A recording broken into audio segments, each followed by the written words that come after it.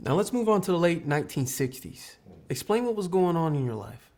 Yeah, that's when my adult legal troubles began. I arrested Red for aggravated assault. Red was taken to DC jail and then Lorton prison. Lorton was considered one of the most dangerous prisons in the country. What made federal prosecutions so difficult in D.C. before the conspiracy laws were enacted is that you could only go after the individual, not the entire organization. But Washington, D.C. wasn't ran by gangs. It was ruled by sections and crews. So basically, every man operated as an independent entity, which is the same mindset that DC convicts used in prison.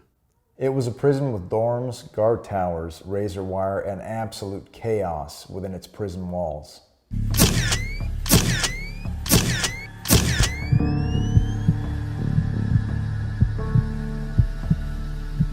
I read that you were charged with leading a riot in Lorton.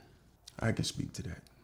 Yeah, Lorton was infamous for its mistreatment of African-American convicts. You see, during desegregation in this country, African-American and Caucasian prisoners were mixed together. But there was a biased treatment in favor of the white convicts. At the time, Lorton had a high number of correctional officers who were Caucasian. Yes. It is important to point out that these same officers upheld Southern racial ideologies. You see, the brothers didn't go for that. So, a riot broke out. I can only imagine who those guards sided with when things went left. I read you had multiple write-ups, and you were suspected of major crimes, yet you beat them all. You're innocent until proven guilty. I'll just say this.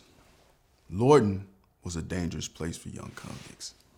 It was a lion's den filled with apex predators. Now, you might not make it out alive. And unfortunately, that was the reality of it. And the admins, they didn't care about the informants. They were disposable. Once their cover was blown, to cause confusion, the administration would send them to our religious meetings and implant them throughout the prison. If they were stabbed or taken out, the admin didn't give a damn because it was a win for the administration. That would allow the convict who did the stabbing to run up his sentence and maintain occupancy in the prison. Absolutely. Job security for the oppressor. When you were first released from Lorton, how did it feel? It felt great, but the city had changed drastically. How so? Well, the riots had caused white flight. After the riots, many major cities, including DC, saw an increase in drug and liquor stores in their community. This is an obvious question, but why is that so? During the riots, the assassination of Martin Luther King caused unexpected response from our African-American brothers and sisters. As a result, those who used brute force changed their oppressive methods and implanted traps to ensure our destruction. Interesting. You poison the mind and you affect the ability to think correctly.